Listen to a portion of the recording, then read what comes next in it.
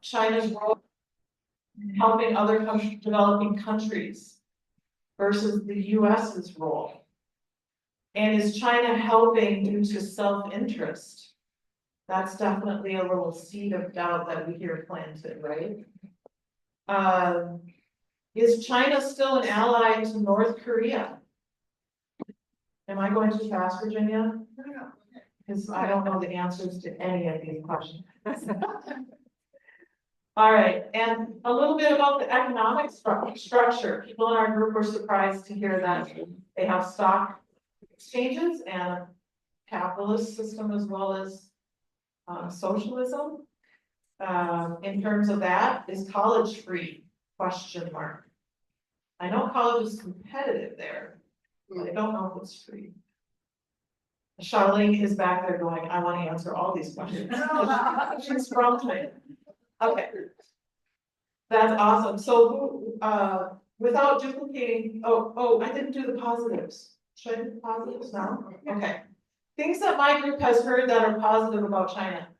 That the government is investing in key tech that is useful to the whole world.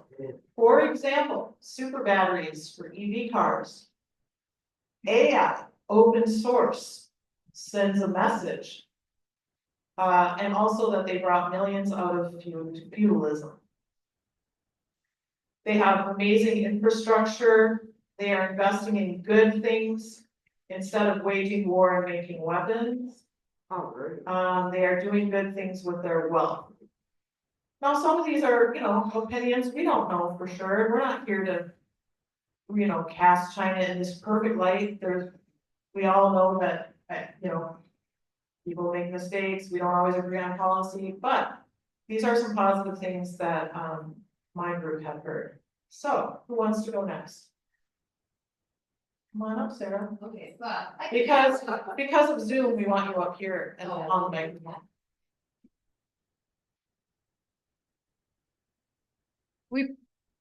We'll probably be somewhat repetitive. Let's see, what we talked about was BRICS. List 3 questions you definitely want to answer tonight. Are we in the West right to be paranoid about what BRICS may represent for our future? And we look at it as probably a way for these other nations not to be dictated to by the US.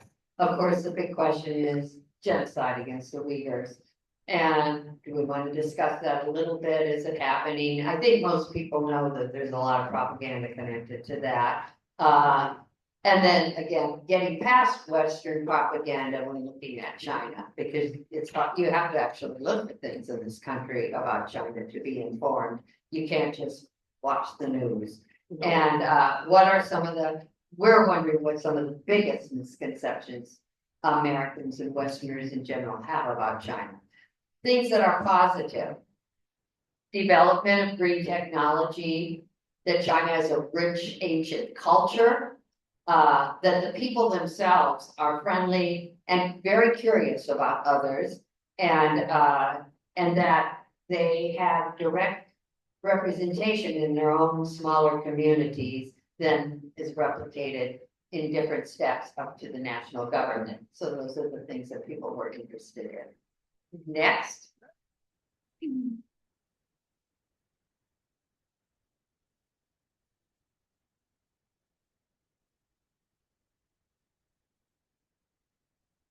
well, it's clear there's a lot to talk about, and there's a lot of questions. So first, I just have to say that not all these questions are going to be answered tonight, but on July 23rd, on Wednesday night at 6:30, our committee is going to have an agenda called Questioning and Discussing China.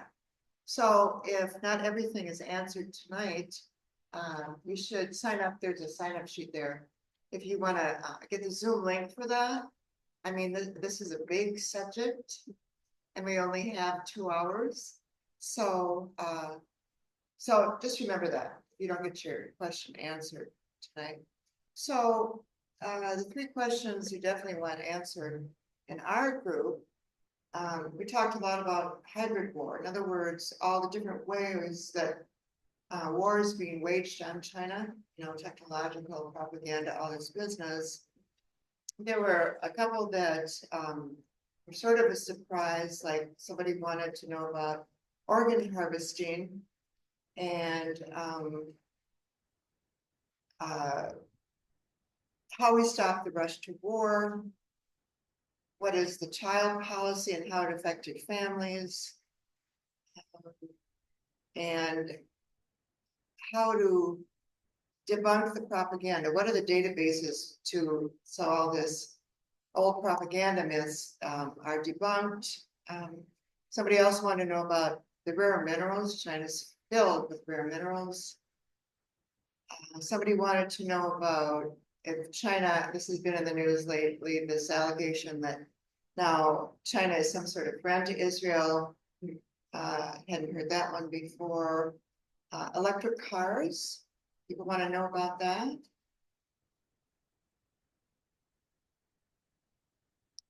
Now, the positive ones, that took a little bit longer for people to elicit.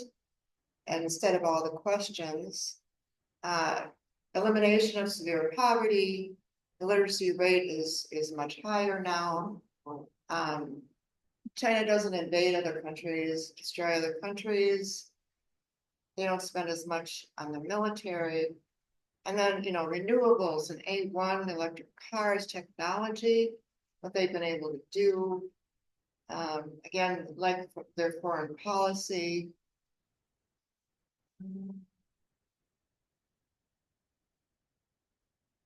They liked the economic democracy they have.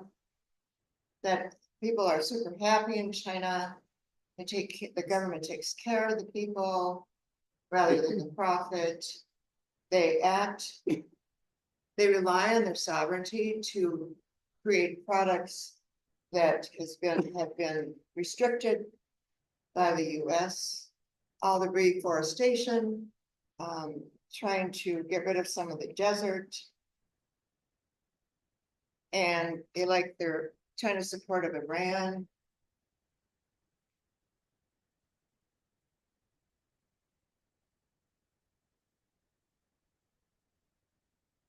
And the Dalai Lama was also brought up, apparently that's in the news recently. They've done good things with their wealth. It's a rich, ancient culture. There's direct representation in the communities, especially local communities. So that's sort of, there's some themes here developing, I can hear. So we'll do the best we can, the presenters. Which one will you? Mary?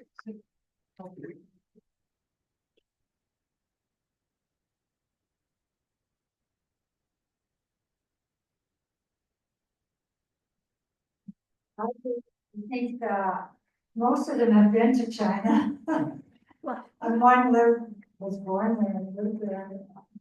So he actually knew a lot more than others. But we have questions like how many languages are there? What is the official language? These are kind of practical questions. How dispersed is the population? Is it like how urban and how rural? Three things that are positive about China. The rail system is really good. They have fantastic subway system, advanced technology. It's clean. Pollution is being cleaned up. And there's lots being done about that. And overall, the infrastructure is impressive. Is there one more group? Is there one more group? Yeah. Oh. Is that it? Over here. Are you speaking? Like one question. Oh, we're not doing the questions yet. Okay. No, there was, we did a group too, there were 4 groups, we got, this is it. Okay. All right. Okay, so make yourself comfortable and we'll start the report back with Sarah Martin. I have to fix my computer.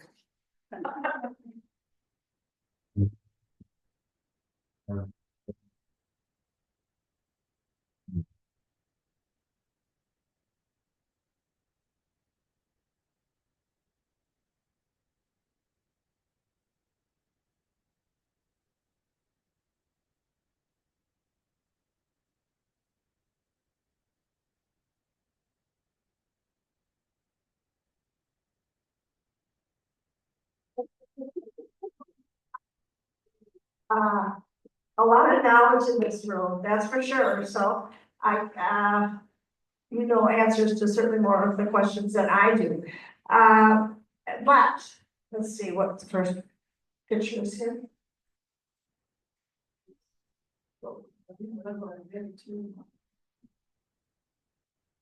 All right. That picture on the left, was taken in 1982 when I was in China. And I want to say it's really important we're all here today because of course, because of China's growing economic influence and power. And because of that, of course, it's in the crosshairs of US imperialism. And has been since 2012, when Obama announced the pivot to Asia. He initiated a series of actions to counter China's rise. He increased US military, economic, and diplomatic cooperation with other countries in Asia in an aim to ice out China and to bring these countries into the sphere of US economic and ideological influence. And because US foreign policy is bipartisan, with some tactical differences, the screws have been tightened under the Trump, Biden, and of course under the latest Trump administration. Militarization of the Pacific is rising and the encirclement strategy has deepened. The US has increased weapons sales to Taiwan, undermined the One China policy, encouraged Japan to rearm, deploy the THAAD anti-ballistic defense missile system in South Korea and Guam, established a US Marine base in Northern Australia, and bulked up the Indo-China Command.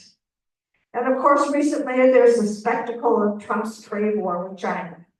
The consensus among the US ruling elites, which they do not hide, is that there can be no global competitor, and they will apparently do anything to prevent it.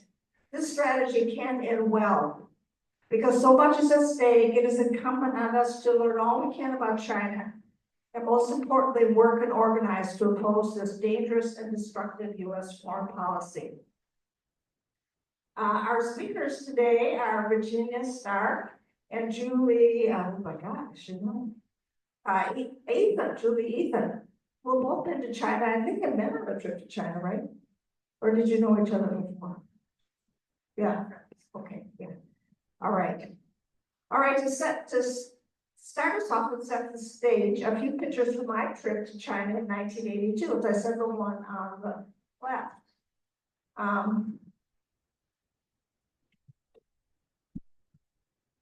Until the historic Chinese Revolution, and this is obviously taken, any of them are fine. No, it doesn't matter. They're just a few, and it shows you actually how people were living at that time, 1982. Until the historic Communist Revolution led by Mao Zedong in 1949, China was a divided, war-torn, phenomenally poor country, which suffered devastating and periodic famines. 1 of every 3 children died in the first year of childhood. When I visited in 1982, the population was 900 million people, 80% were peasants. But between 1949 and 1978, or 1982, the social and economic development cannot be underestimated. And that's because the priority was, and continues to be, improving the living standard of people by solving all practical problems of everyday life. By 1982, there had been land reform. Landlords had been eliminated. Peasants organized in collectives, farms, and famine had been eradicated. All children received education. Adult literacy had fallen from 80% to 33%, and healthcare was available to everyone. Life expectancy went from 36 to 67 years of age. Per capita income, though, was $210 per year, but industry had been built up from nothing and had succeeded in feeding 1/5 of the world. I don't know if it's still 1/5 of the world's population, but with only 7% of world's arable land and 6.5% of its water. But then in 1982, still many did not have enough to eat. Much of rural population lived below the poverty level. Food production had made modest gains. China had a long way, it was a long way behind Japan, Korea, Thailand, and other East Asian countries who had made amazing increases in living standards. And in 1971, political and economic conditions were favorable for the opening up of China. There was rapprochement with the US with Kissinger's historic visit to China. The same year, China was reinstated as a member of the UN. Productive forces were making historic gains, and China wanted to, worldwide, and China wanted to be a part of that. By then they had products to sell on the global market, but they also needed more capital, technology, and expertise to advance their productive forces. So Deng Xiaoping launched the reform and opening process with the world. For its part, the US was only too happy to use this opportunity to exploit the growing rift between China and the Soviet Union. So now, do we see all? You do that? Got them all? Got them all? Got them all? Oh, here. Now, we're gonna fast forward to 2024.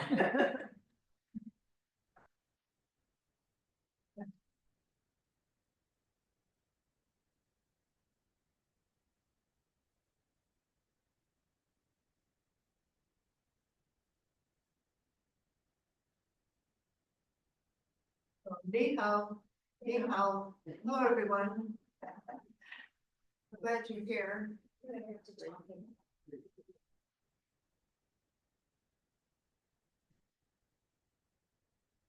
Oh. Well, tell me if you can't hear me, okay? Just raise your hand and I'll do something. All right. Bring it closer. What? Bring it closer to.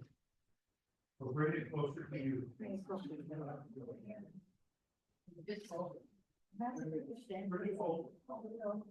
Okay, here I go. Hi. I was gonna say this is the perfect evening for me personally. To be in a group of people who are interested and curious about China. Because I love to talk about China.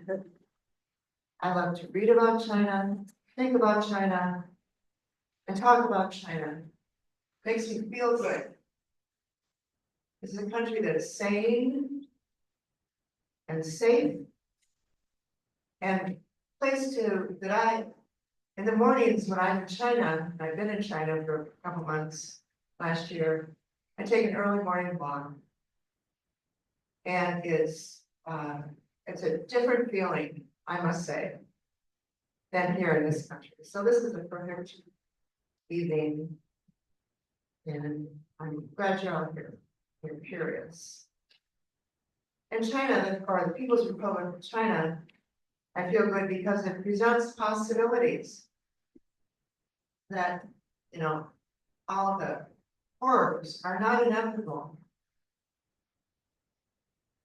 So to be there, to see it, to read about it and studying it for a couple of years, it's makes me feel really good.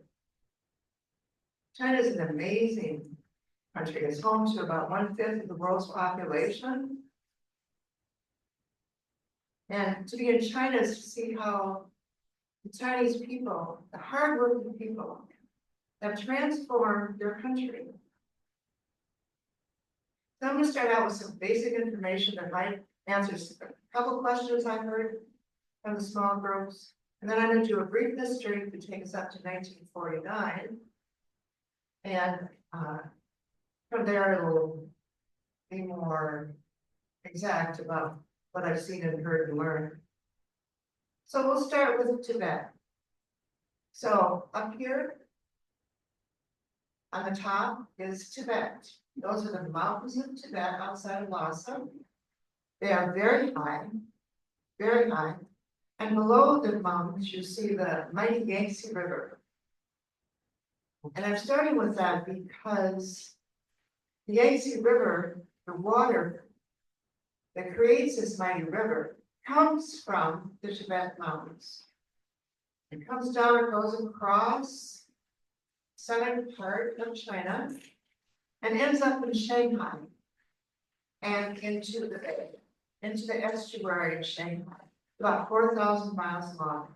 It's a very important piece of China because it flows through southern part of China, which is the food producing area mainly of China, where 20% of the population live. And food, you know, is real important to folks, and it's very important to China.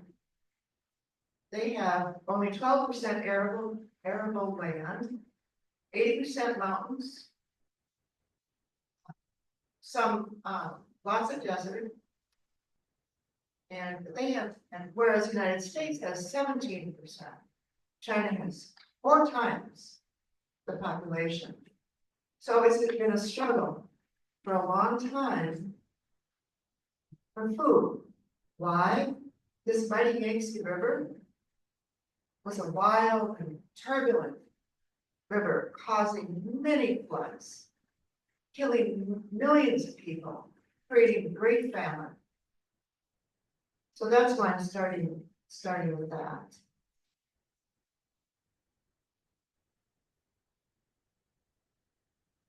Today, 35% of the people live in rural areas in China.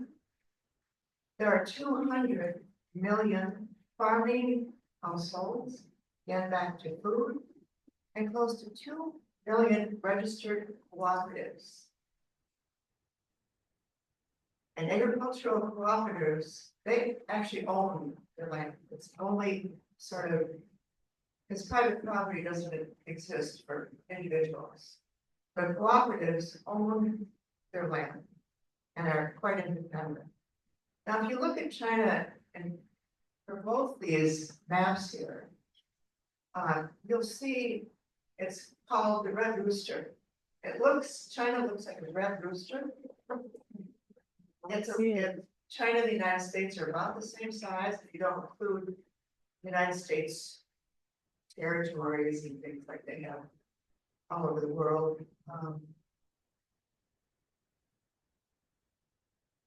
So China has a long, long history striving for harmony without seeking uniformity. If there is one word, in my opinion, that describes China, the word is diversity. It has a culture of thousands of years of trade, acceptance, and mutual respect of different ethnic groups and religions with a bordering countries on the West and in the Middle East. Louder. The People's Republic of China shares its borders with 15 neighboring countries. You see it over here, the names of the countries. And these borders are essentially what they've been thousands of years. And if you think about China and 80% of the land is mountains, you can understand how China has been fairly isolated because of the mountains. So it's been hard to invade, except for the Mongols. They did invade once, but whatever. So these centuries of trade introduced diversities, like the populations, the cultures. And so today there are 56 different ethnic groups. China on this map shows the 23 provinces, which are quite independent. In other words, they have some places like the purple over here is Tibet. That's an autonomous region, and they have much more self-governance than other provinces. Next to Tibet, the orange, that's Xinjiang, where half the population are Muslims, and the other half are Han cultures. And they're an autonomous region as well. And there's 5 in this map. But even these provinces have their own unique cultures. Again, going to diversity. There are 8 dialects in China as well. So diversity is number 1 for me. Okay, there we go. There are many spiritual beliefs back to diversity and practices in China.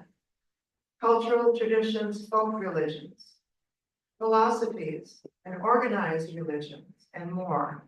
Catholicism, Protestantism, Islam, three branches of Buddhism, Taoism, and Confucianism.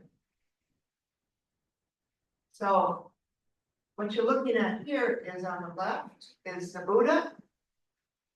But it was in a museum. There's lots of statues of the Buddha everywhere in China. 33% identify with Buddhism in China. The other one is Confucius.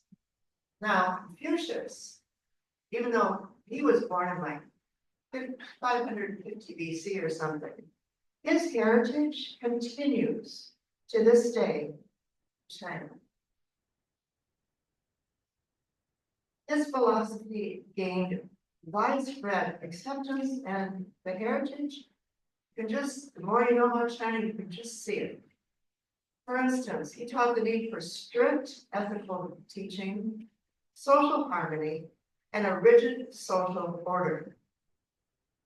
He supported an active form of government and loyalty to the ruler, except if the ruler did not obey absolute moral principles, the people have the right to revolution. And there's been lots and lots of that too in China. Also, Confucianism is be dutiful to your parents, love your siblings, and show boundless love for the young.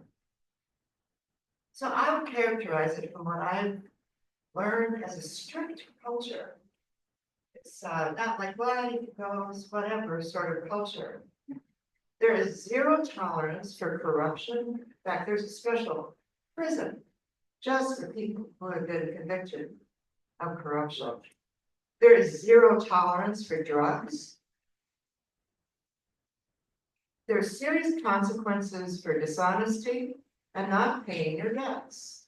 For instance, you cannot be an attorney if you are discharged as a public servant. You cannot be a court system lay assessor if you appear on the list of dishonest judgment debtors. And a foreign company will simply not be allowed to do business in China. A strong government. If it doesn't follow the rules and regulations of China, period. No tolerance, it's strict. So brief history here brings up to 1949 when New China happened. 9,000 years ago, farmers started tilling the Yangtze Valley and the Yellow Valley. Now, the Yangtze River is the southern river, and you can see that in that map, this handout here. It shows the two rivers. The Yellow River is not like the Yangtze River, but this is where the food production started tilling 9,000 years ago. And then Qian, the city of Qian, became the historic center of the Chinese culture. And on this map over here, you can't see it, but there's an X. And it's a very, very, very old city. In fact, it's sort of cosmic, but there are three cratons that merge where Qian is. South Craton, North Craton, you know, it's really truly the center. And so let's fast forward to 2020 BC. At that time, there were 7 kingdoms in all of China, right there, China. And then there was a man called Qin. That's the last name. And he united the 7 kingdoms.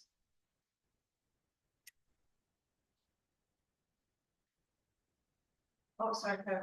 Also here, let me tell you, I'm sorry. On the left is a summer palace in Lhasa, summer palace of the Dalai Lama. Now, the Dalai Lama, there are 3 sects of Buddhism, and one of those sects has 3 more.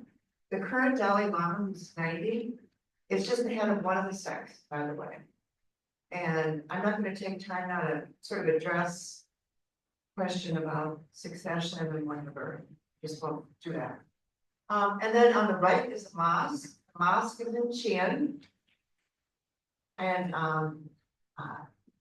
Muslims are spread throughout China, it's just not in Xinjiang. So now we're gonna go to 206 BC, when the Emperor Qin united China.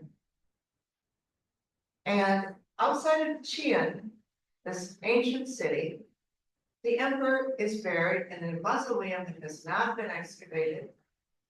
And all these warriors, these are the terracotta warriors, are buried close to his mausoleum. And we got there early in the morning before all the crowds. I mean, 4 times the population, there were a lot of crowds in museums, someplace like this, but we were here early. So the morning sun on the right was just coming in. And we sort of had the place all to ourselves, except for the people working there, restoring these terracotta warriors. They're incredible to see. They're life size, and no 2 figures have the exact same features. So, as I said, they're restorative experts on the site all the time. They were buried with real weaponry. And it's just not the warriors, I mean, horses, not chariots, but things like that, wagons, and there were acrobats, life-size acrobats, also buried here. And the acrobats are still very much part of the Chinese culture.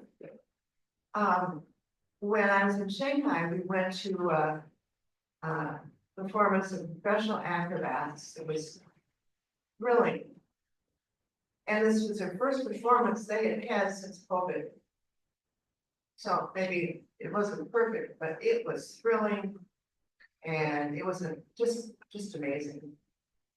And in Qian, we got 73 emperors buried in Qian. So after the first emperor, Qin, there were 20 centuries of centralized dynastic control. 20 centuries, along with the warlords, of course, and the landlords who dominated the peasants.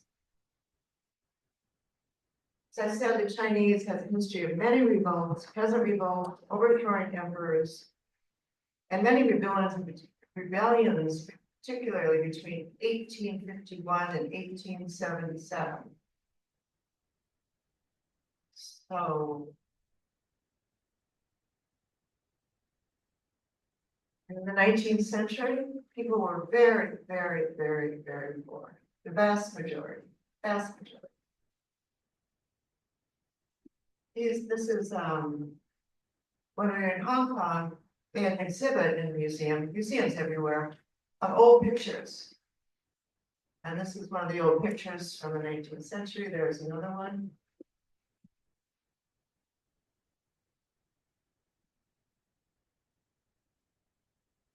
Then we're going to get up to 1911. 1911 is when the Chinese people finally overthrew the last dynasty. And they were led by Dr. Sun Yat-sen, who's on the left. And he spent years organizing for this revolution, and he was successful. The woman on his left there is his second wife, Song Chin-ling. She's also on the right, an older woman, very famous, revered woman in China, because her focus was on the well-being of women and children. So the revolution in 1911, there was great enthusiasm and cooperation between people that were going to make the new China. And so many groups came together, thanks to Dr. Sun Yat-sen. And they called themselves the Kuomintang.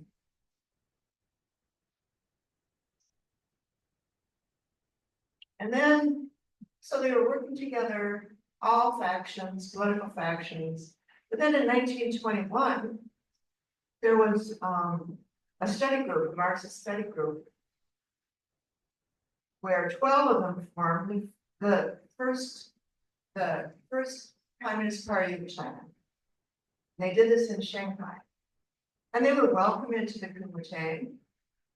And the cooperation slowly eroded, however, as the far right element, led by Chiang Kai-shek, wanted to expel members of the Communist Party of China.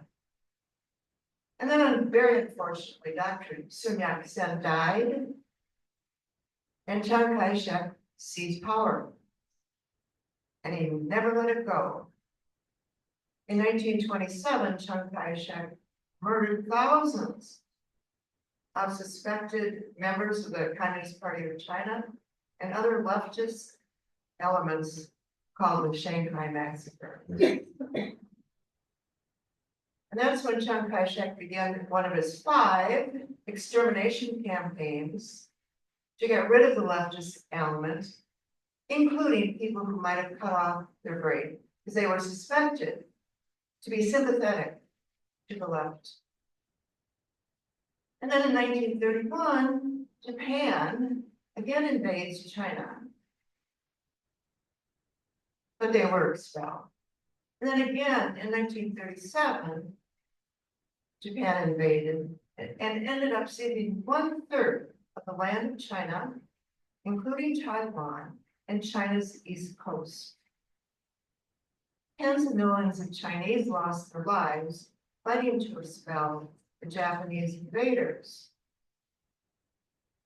And then really, the Revolutionary War between Chiang Kai-shek's group, army, and what the left had organized began. And it was a brutal, brutal war between them. And it went on and on and on.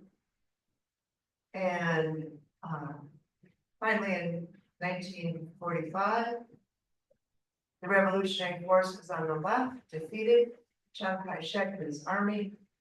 And with the assistance of the US military, Chiang Kai-shek and his army fled to Taiwan and immediately declared martial law, rounded up all the leftist elements, imprisoned them, executed them, and that military rule stayed until 1987.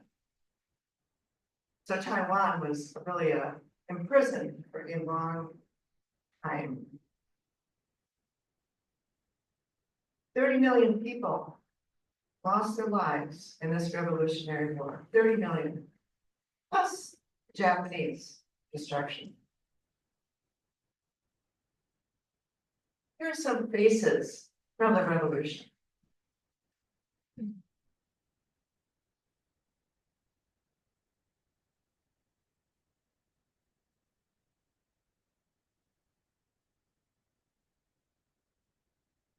In 2020, the government built the Museum of the History of the Communist Party of China. And so the picture on the left is the flag, and this is outside, it's this big 5-story building. That's on the right, you can see it's got these huge pillars. The flag on the left is the flag of the Communist Party of China.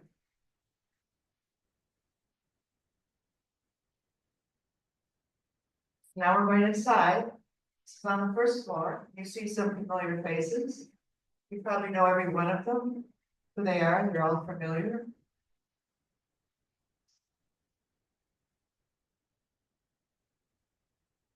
Picture on the left is up on the 5th floor. And this is an actual video of the October 1st, 1949 establishment, official establishment, and all these foreign emissaries came and so on, of the establishment of the People's Republic of China. It goes for about 25 minutes. This museum was packed.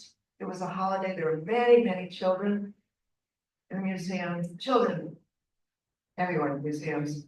The picture on the right is a painting of the Yellow River. I mean, it is yellow. And there were on every floor, this area, this rest area, you sit down on benches, very nice, windows, water, and people had brought them food. People would rest there, the children would play there. So that's the picture on the right. What this is, at the very, quite close to the end, they had this electronic display. It was just, this is an entire wall, like a 10-foot wall of different shots of China. And so children mainly would go in front to have a picture taken. So what you're looking at here are 3 different views, you know, the forest, the lakes, and this is some of the farming methods they use, common farming methods. They don't have enough land.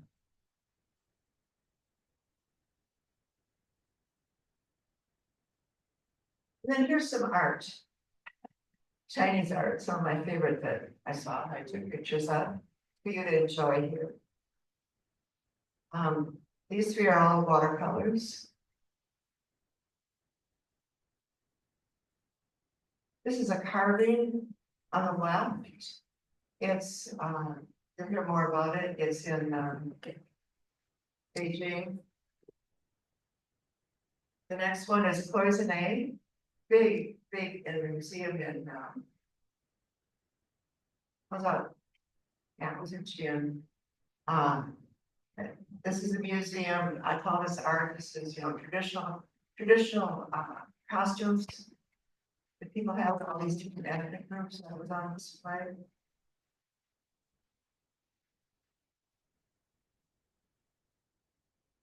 Again, from the museum.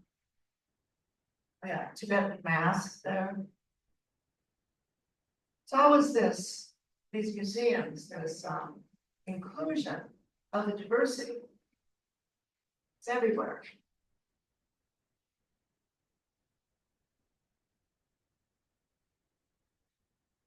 One of my favorites, this is a mural that a painter painted on one of the agricultural cooperatives that I visited. It's just sort of lighthearted, sort of fun. And I thought it was very well done. Now, here we are at Tiananmen Square. And what you're looking at here is the National People's Congress. On the left. The National People's Congress is the highest organ of central state authority in China. It's one legislative chamber that passes laws of national significance and develops their regular 5-year plans. Today, the last election, there are 2,296 representatives from around China who are dedicated career public servants. They're not politicians. They've been doing this all their life, going from one level to the next, starting local government, going up to region, going up to provisional. And they have 5-year term limits, renewable once. So they don't serve ever more than 10 years. They work year-round developing legislation, getting public input, a lot of good process. And they meet once a year in Beijing to finalize their work that they've been working on all year. And they develop these 5-year plans, and they actually carry them through. It takes a lot of process and analysis, but when they decide, for instance, it was time to build bridges on the Yangtze. There were no, in 1949, there were no bridges crossing Yangtze. This is not a river that you can just sort of swim. I mean, it is huge. No bridges. There was only one, but that was destroyed in the war. No bridges. So they decided, National Congress, they needed to build bridges. So these are two of the bridges that I saw on the Yangtze River. So they, with their 5-year plans, had built 23 bridges across the Yangtze River. They also, number one, again, going back to food, this flooding of the Yangtze River and the Yellow River, but especially the Yangtze, it was out of control. It was famine, people were dying for centuries because of these floods. So they built the Three Gorge Dam. It took them 20 years to build it. And so it's under control. The flooding is under control. It's a 5-year plan. The 14th 5-year plan was construction of a digital China. That was number one. And boy, have they done that. The 15th, the current one, is focusing again on eliminating more poverty and the improvement of the rural standard of living. Other legislation of national importance is strict gun control. No private ownership of guns, except if you're a hunter, maybe some a rifle or something. Zero guns, period. They have internet rules. What's prohibited? Not allowed. Hate speech, not allowed. Pornography, not allowed. You can't create or disseminate false information to disrupt the economic or social order.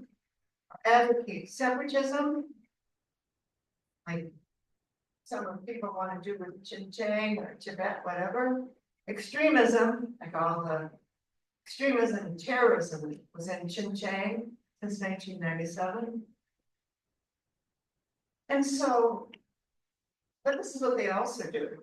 So I asked the local guide on our trip in November, and she had one thing to say. It was a provocative question. I admitted, well, no, Gala, if you would have one thing you'd want the national government to do, what would it be? So here's her answer. That session, the National People's Congress had identified that there had become a real problem in China with children not having enough free time. That many parents, and it's true, want their children to succeed. And, so they're very competitive. They want their children to, so all these extracurricular activities were going on and children were suffering. Children need to play. Children don't need to do homework 24/7. And so they passed legislation in the country that limits the amount of extracurricular time for children. So now really with the hard work of the Chinese people, there is breathtaking infrastructure, see it all over the place.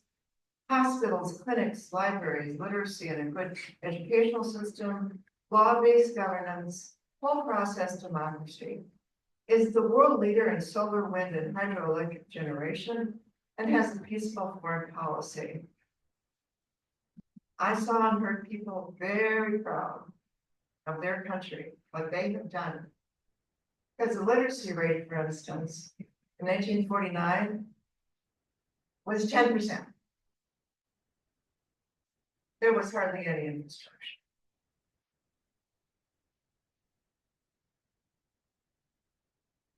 So here we are in Beijing again. And this is it's called a hutong.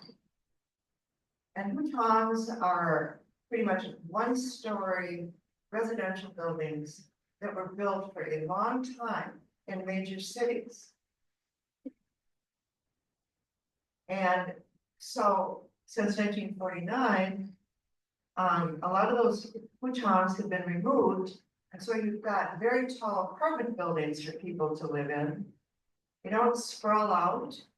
You live in these apartment buildings. And it's a good use of land. because they're always preserving food producing land. So here we are in Bhutan, in Beijing, and there's 6,000 left in all of China. And this is one of them. And we went here for lunch. And this is a Bhutan where it's multi-generational. There's a few buildings where, you know, aged and younger and so on live. And they were renting one of the rooms out to 2 university students.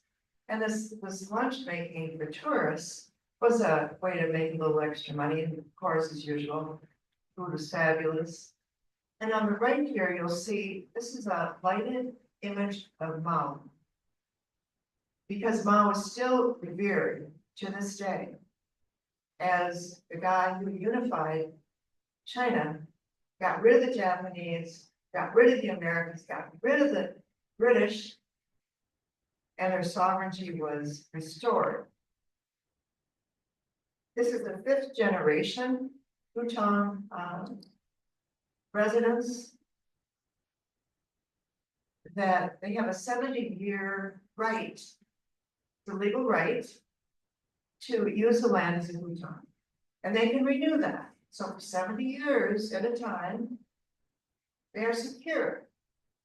And no one's gonna take the land because that's the deal. They own the rights of the building. And Mao, lighted Mao, I saw it in another home as well. And the statues. So here we are in Shanghai, which is the end of the journey from Tibet. Again, from the Yangtze River. It's an estuary, it's a big estuary. On the right is part of that estuary, it's called the Bund, sort of famous. And Shanghai was just a small fishing village up until really, relatively speaking, quite recently. And so all this tall stuff there is really quite recent. And the Bund is a popular place to get married. Our local guy got married twice there. And they turn the lights off, the business lights off at 10 o'clock. Because it saves money and it doesn't burn fossil fuels. There are some faces now of China. Woman on the left, she was not, we came and visited their complex, but she stayed away from us. And here she is washing some clothes by hand. And this is a complex of a couple generations of family that were relocated when they were doing the Three Gorges Dam and flooded where they were living. And the place that they had to leave, there was no running water. Their dwelling was mud caked. And so now they live in this other place, fairly close to the Yangtze. And it's 2 stories. And it has running water. And, you know, 1 million people were displaced because of that dam. But boy, they sure liked it. I asked them, and they built it in cement. So the woman on the left was a local guide in April. Knew a lot, learned a lot from her. The 2 women on the left worked in the silk factory in Beijing. And this is some silk from the silk factory. Beautiful displays, beautiful colors. And, you know, this peace sign business, I never asked them to do that, but many pictures, people would just do that. And then they smile. And on the right, you're going to hear about Gala again. Gala was the one that told me the story about the extracurricular time and how pleased, not all parents are pleased by it. They want their children to succeed. So, but still, that's the law of the land. Now we're here at this is in Beijing, Temple of Heaven and Earth. It's a very, very old place where every year the emperor would come in the springtime and do ceremonies and rituals and so on, hoping that spring would not result in floods and famine. And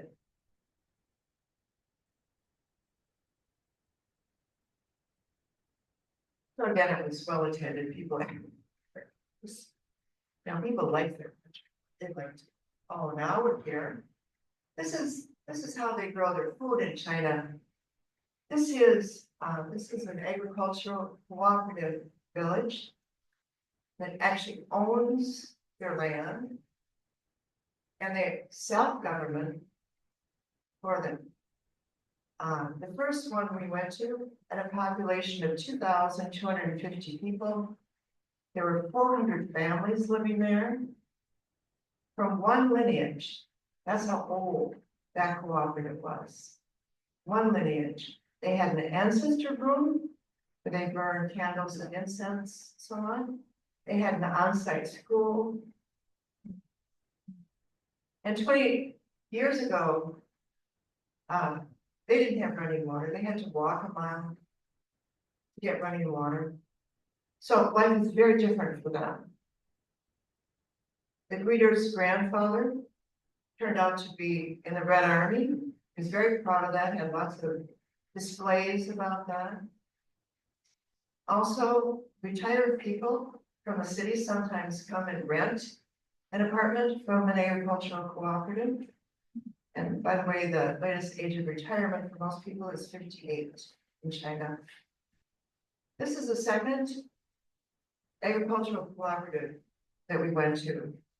It has over 3,000 people from 2 family lineages. The children go to school in the nearby city. And this one is a bit famous because President Xi visited it in 2019. So many people from Beijing actually drive, or however they get there, public transport probably, to visit this one. I saw another very small agricultural cooperative outside of Xi'an, where there were all these small houses, but every inch of land was planted with something. And then I saw several others on a 6-hour bullet train ride from Chongqing to Shanghai. And so the bullet train, it's electric, doesn't make a lot of noise, and it goes in a straight line.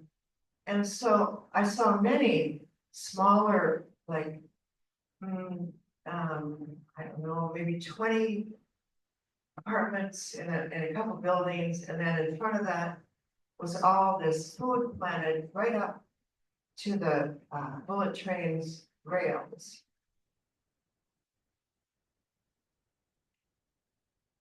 So the picture on the left is what it looks like at the first cooperative went to. The second one is community garden. There's community gardens everywhere. And in Beijing, for instance, these pots, everybody, it's like pots. People are growing food in pots.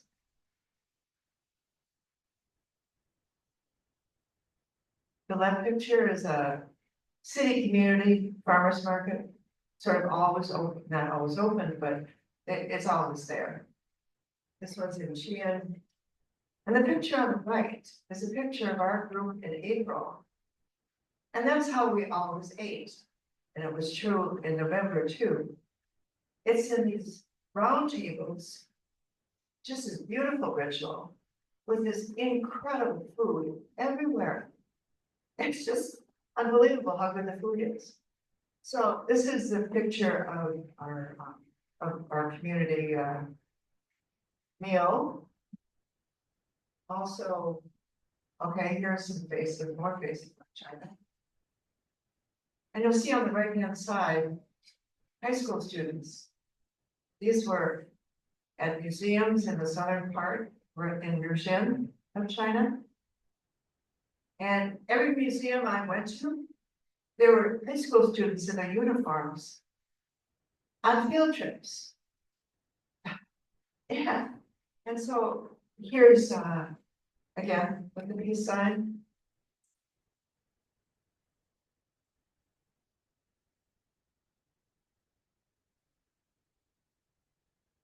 So the educational system is compulsory through middle school. And half stop in middle school and go to high school and beyond, maybe. But the half that don't go on, they learn a trade, they go to vocational schools. And, cause it's harder now, I learned in November, find a job with a university degree in humanities. So the trades are becoming ever more important. And if you are from a rural area, you don't have to pay for vocational school. The universities are not free, but they're not terribly expensive. For instance, if you're going to law school, it costs $800 a year for tuition. And that's not much at all in comparison to this country. So that's one question answered.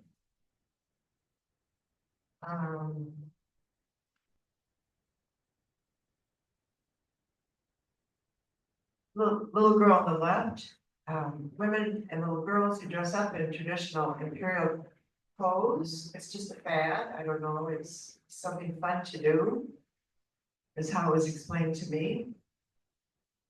The little boy on the right, he has a bird cage with a bird in it. And he reluctantly let me take his picture. And then here's a little guy on the left. I call him the haughty one. And then here's a picture again of high school students at field trip outside of a museum. I saw them at Three Gorge Dam. You know, they get out and about a lot.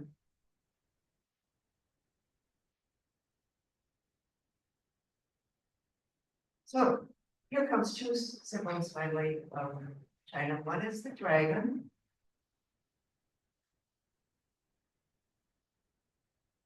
And the other one is a panda.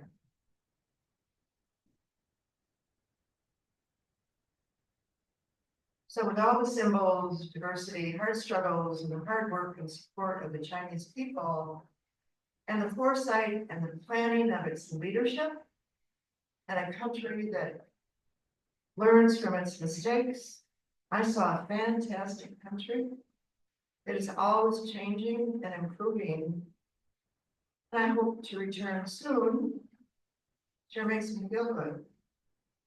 And if you want to learn more about China, on the back of where this map is, there's a resource list. You are also again invited to our next Zoom committee meeting, where the main agenda item will be questioning and discussing China. And that's on Wednesday, July 23rd, between 6:30 and 8 p.m. Thank you.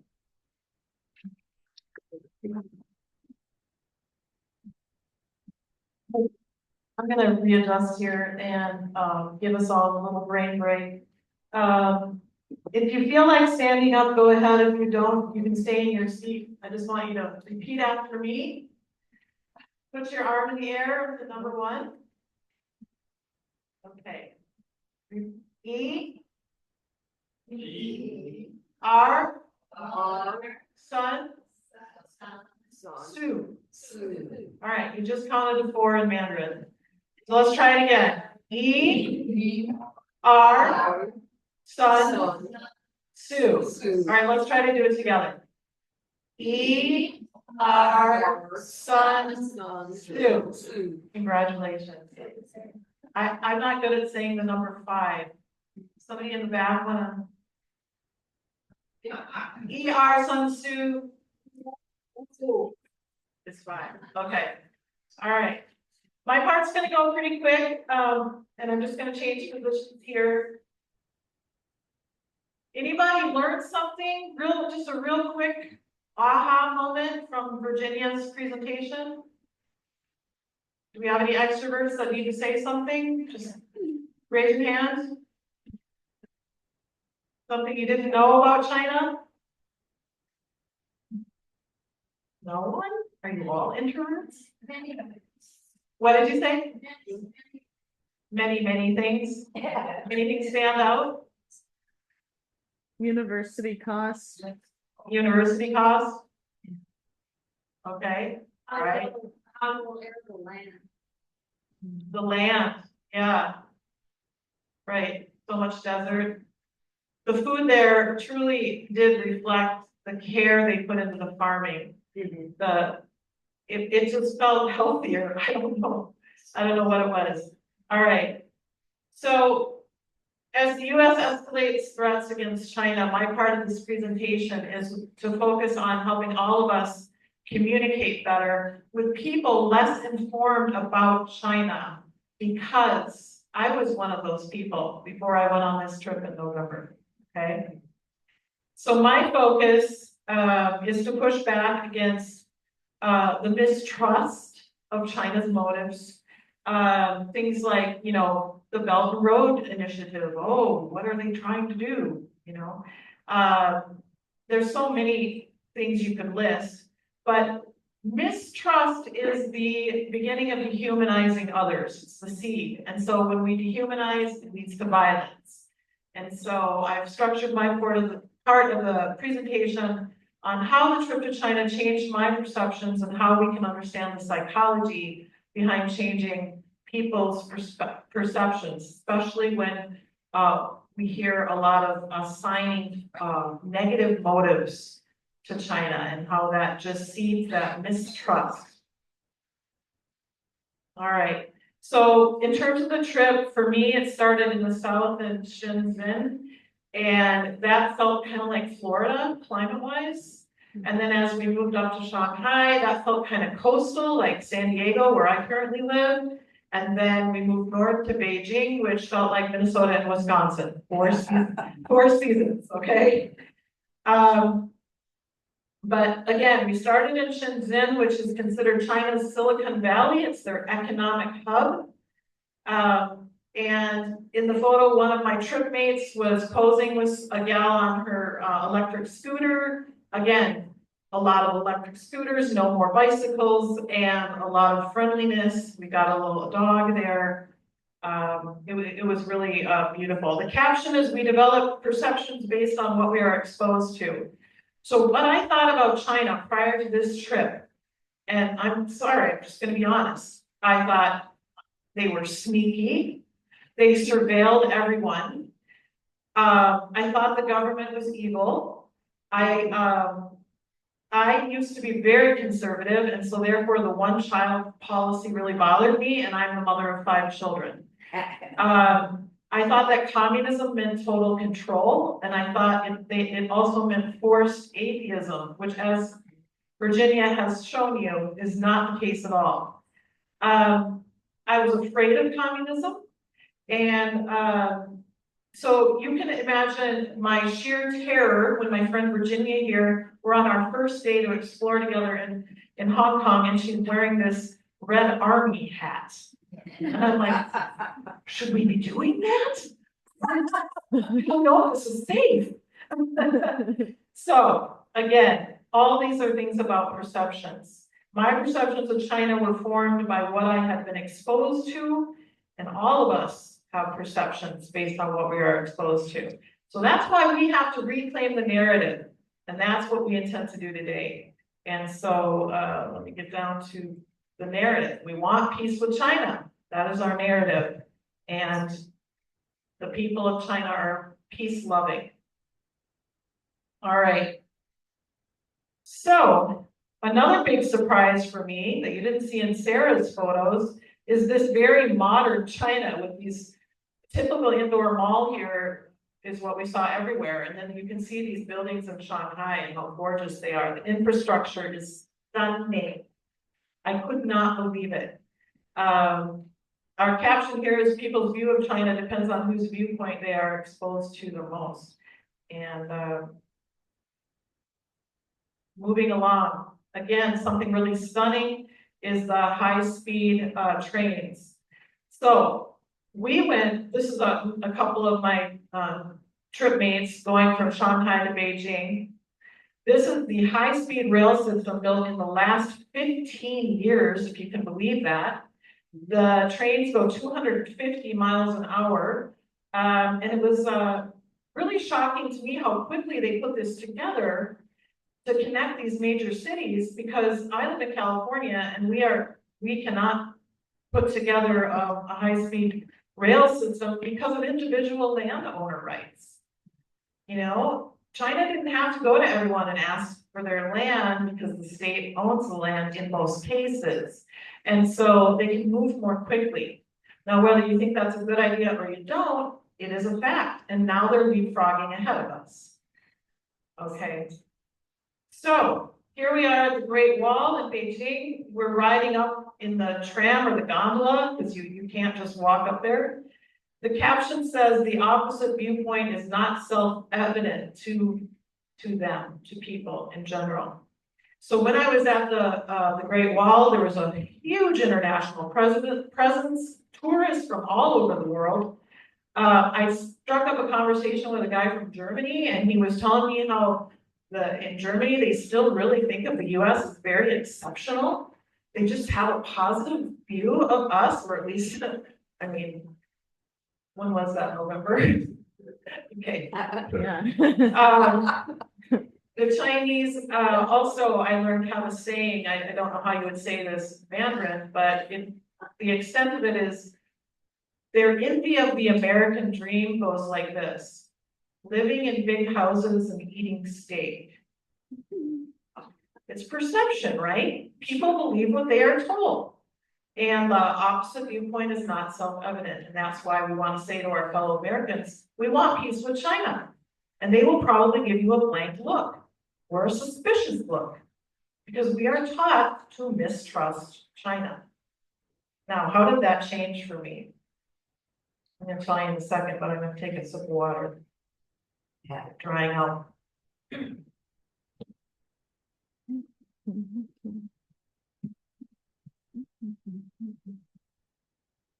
All right. Virginia and I had the opportunity to visit a Shanghai media agency. They put out, it's called Wave Media. They put out all kinds of news on YouTube. You can look them up. Chris here was one of their video editors and journalists. The caption is, "Those who want to corrupt our view of China use moral justification through narratives." So we were there to talk about narratives, about how do we build a global peace narrative about China. So Chris, I asked him, why do you think we're hearing these negative things in the United States about stealing jobs, stealing tech? And Chris himself lived in the US during the first Trump administration. He went to college here. Most of the people at this agency had been to college in the US. And he said, because the United States gave their manufacturing sector to China to lower prices. And so together we collaborated on an article that laid out the history of globalization between China and the United States, and the current hypocrisy of claiming that China stole jobs, when in fact, yes, the American worker lost their jobs to China and might feel resentment, but they're forgetting how that happens. And all of this leads to that mistrust they're talking about. All right. Wrapping up here quickly, small businesses. So to my surprise, I thought the state owned every business in China. I'm just telling you the truth, okay? But here we are, in the one picture, we have all these vendors, these street vendors, we have small businesses, we have private owned larger corporations, we also have state subsidized larger corporations, and then there are state corporations. But on the other side, we got to tour an association, and all they do is help these small business owners set up their payment portal. And paying for things in China is so different because you're not using cash. You have a little app on your phone and they just scan it and boom, it's done. It's quicker than Venmo, if you can believe it. So again, how we perceive motive sets the stage for how we perceive others. And the thing that I want to say about that is, now that you know this about the businesses, is the motive to steal jobs in tech, or are they innovators who have earned the expertise to do the manufacturing jobs and to build the tech? Aren't they all state-owned businesses? No, they have a thriving small business community, and this is Those Station, as I said, is helping with that. All right. Moving on, a little note I just wanted to make. This is me in Beijing with our two guides. China, like India and Russia, and you put Iran into this as well, they are a civilizational state. What that means is they have historical and cultural distinctions that we don't have because we're an immigrant nation, right? And so something you have to think about is that perhaps the form of government that they've chosen or that they have might not be perfect, but it might fit their mindset as a culture. And in China, as we know, there's a collective mindset. So part of what transformed my view of China was the excitement of the young people in their country. I'm going to embarrass someone here, but when we were there, we had the great fortune, Virginia and I, of meeting up with two of my friends, Linda and Xiaoling. And they took us to this amazing dinner where I had some of the best food I've ever had. And it was just so awesome to see, for example, Xiaoling grew up there and she had been there before COVID and been there after COVID, and just for her to express that, she'd had some skepticism, but things were really moving for China, and the people were so excited. The people at that media agency were so excited about their country, and I can see the pride in both Linda and Xiaoling in what China has done. So the caption says, "We may not understand China, but they have a system that works for them." And let's see, that's all I want to say about that. Dancing in the park was a cool thing. Every night, all the parks were filled with people who gathered to dance. And in the one picture, you can see some people in our group that were invited to join in with the dancers, and they took a picture afterwards. And the other picture, we have Ben Norton, who's an economist, sharing at one of the dinners with our group. The caption says, "If we expose people to the way we see things, do it repeatedly until they adopt our perspective." The people of China are engaging, friendly, peace-loving. Here's some more dancing. We were at a museum, and these Chinese people just came and just helped us form some kind of a dance line. We were doing like a Congo line around the whole thing. Here's another picture of dancing at night in the park. Let's see. I want to take a quick quote from Mary Bodwin's article in the Wham newsletter, which you guys can pick up out there. She wrote this amazing article on China, and Virginia did too. But the quote is, "Diplomats of other great powers speak in very different terms than their US counterparts." When it comes to China, and that was eye-opening for me, they talk about all nations working together in multilateralism, and they talk about that cooperation is possible. We can all help each other, we can all lift each other up, we all have different kinds of resources. You just don't hear that being said here. So again, the excitement of the youth changed my enemy perceptions of China. And here we are. We're ready for the very last bit. Just want to for anyone. No, just this one part. So. Thank you, Julie.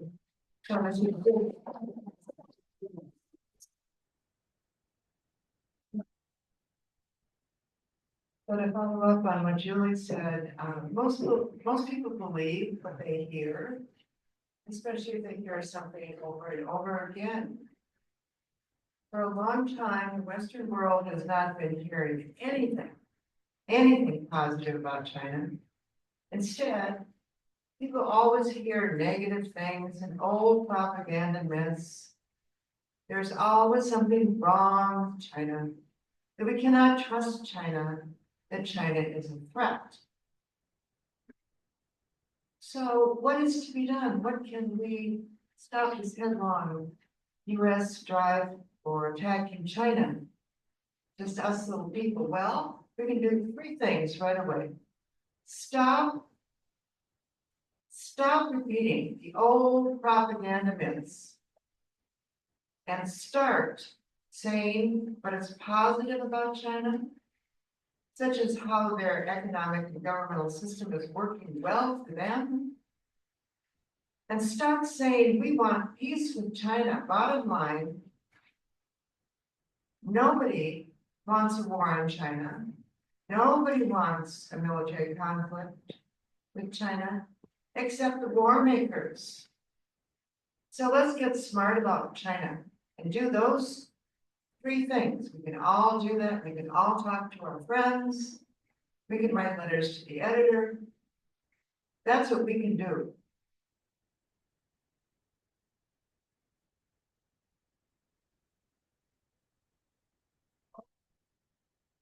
Yeah. Okay, all right. Before we let you go, we just kind of like you to share something you're gonna take away from this informational meeting. Michael, are you gonna take anything away? Well, this is an extraordinary presentation, and actually, there's many, many people who work together to make this happen, like Robin and everyone else I met, I don't remember their name. And so what we have here is a citizen gathering collaboration. We understand since the early 50s, the people that run the United States of America have come up with unending ways to involve us, sending our youth to fight other people who are usually not Anglo-Saxon. And we begin to see, because Julie did a deep dive on how we change and how the way that we change is a function of how we talk to other people about that. So this is actually, and let's give it to Wham, that has this opportunity. Oh my gracious, this is a beginning stage. Thank you very much. Thank you. All right, you know, we have 5 more minutes. Does anyone else want to give a takeaway? Because otherwise I'm gonna put a microphone in front of your face. She has her hand up. All right. Yeah, I do. I would like to know, you know, China has improved in terms of the quality of life for elderly and disabled people. You know, if you know anything about that. Thank you. That's a question. Virginia, has China done anything for the quality of life of disabled people? Do you know anything about that? Does anybody know? Do you know? I'm gonna give the microphone to Charlene. There's somebody else has something to say. Okay. I'm very glad I came, What is it about? because I think that, and Virginia, you guys do a very good job, I think one thing that's important is that I do believe there's a lot of misconception about China. And I think for that to happen, I think is because both governments, China and United States, will have their own propaganda that actually is not quite right. The only way you can get to know China is through people like Virginia and Julia to tell us. And then same thing is true if you have a chance, go to China, because when I went to China, one thing I've learned is that the Chinese have Americans are not that bad. Americans are nice because the Chinese government also have a propaganda to teach them to be afraid of Americans. Okay, so that's one thing. But to answer that question about the disability, I would say this currently, the service is not satisfactory. I would say this to be honest. However, the government in general have been more aware of this problem. This is one of the culture that in China for a long time, when people have a handicap or are disabled, the general, not consensus, but general feeling is that you hide, you live in hiding, you live in the shadow. Don't bother the public. Okay, so that in general, the public can have the specific services to help the disabled people. However, the government for the past few decades start to realize that it's not right to have these people to live in the shadow. So they start to have to work on it now.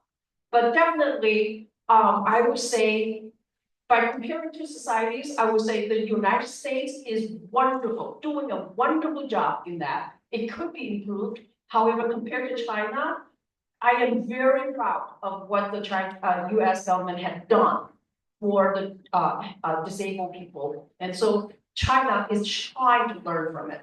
So they are, for example, the streets, like here, everywhere, there would be like a ramp for handicapped people, and China never thought about that. But now if you go to China, next time you pay attention, the streets gradually start to have this ramp building up for disabled people. So to answer your question, I would say if I were to give them a score, I think right now maybe they're at C. A C in the middle there. C score, so not quite B, not definitely not A. Okay, so maybe C, and they are trying. They are aware of it, at least the general thinking changing. Instead of having people, not just the society expect them to live in shadow, people who are disabled also feel that way. Since, oh, I'm, disabled, I'm handicapped, I should live in the shadow, don't bother people. So to answer that question, so. I just have one thing to say about seeing a lot of things that are made in China. They say, oh, it must have been made in China. Hold the mic closer. Must have been made in China, or whatever, no. Not everything made in China is brilliant. This is a good one here. Right. All right, we're not quite out of time. Anybody else have a last word here? Oh, here's that, Ann. Yeah. I've heard about this social credit score that Chinese have, and I mean, I guess that's the thing I'm most concerned about. I don't want it to come here from what I know. Yeah, is that, That's not true. it's not true. I asked that journalist Chris about that, and he said, no, it's no different than your actual credit score. Now, there might have been an experiment in one city or something, but no, is that propaganda? I'm gonna give this to you.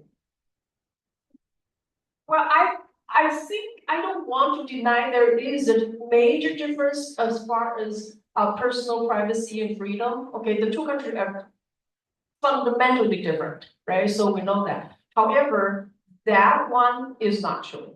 That, no, they did, they do have very pervasive prevalence monitoring system to monitor everyone. Okay, so there's no such thing as privacy and so on. However, the good thing come out of it is very safe. And I talked to a Canadian woman who's a young, beautiful young woman and then visit China. One thing that she feel is that she was worried because she traveled by herself. She said, but I found out it's very safe in China because there's a monitor every corner, there's a camera every corner. So you lose your privacy, however you gain the security, you are safe. So, but that one is not true. That one is not. Someone in our group lost their cell phone at an airport and it was retrieved, which I guess never would have happened like in London where she was from. So, yes, there are cameras, but it prevents theft.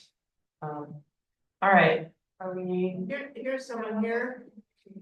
Oh, sorry. I think one thing I learned from Virginia is the diversity of the economic system, how diverse it was. In terms of there are corporations, there are minor corporations, there are small businesses, there are state subsidized businesses, there's all kinds of different businesses. Yeah. And also the diversity of the although, you know, of course, China has sounds like the government has, you know, control over that or is careful with that, but, in a good way. But also the diversity of religion, Sure. I wasn't aware of that there was so much religion. Different kinds. Would you like to have heard more about their economic system, would you say?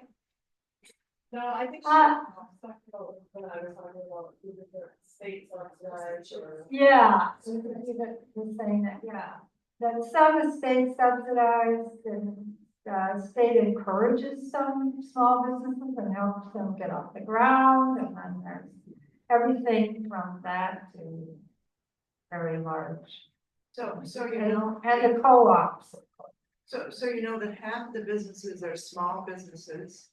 The other half of the businesses are, you know, the big ones, the big banks, the utilities, all. I'd like to hear, people's response in terms of, were you surprised at all about anything you heard tonight? First, Linda has something to comment on. Yeah, I think so. This is like a really quick question. It kind of goes to your, that you made about, private land ownership. I think in America, we definitely have a culture that trends. Would you talk up, Linda, please? Yeah, I'm sorry, hi. I think in America, we have a culture that tends, to trend toward privatization, not only just, at our level, but at a state level. So one question that we had was, how much political or legislative autonomy does each of the provinces have, like, compared to the states here? Or is it all kind of just one China decides what happens to the north, the south, every province, even though they are diverse in culture?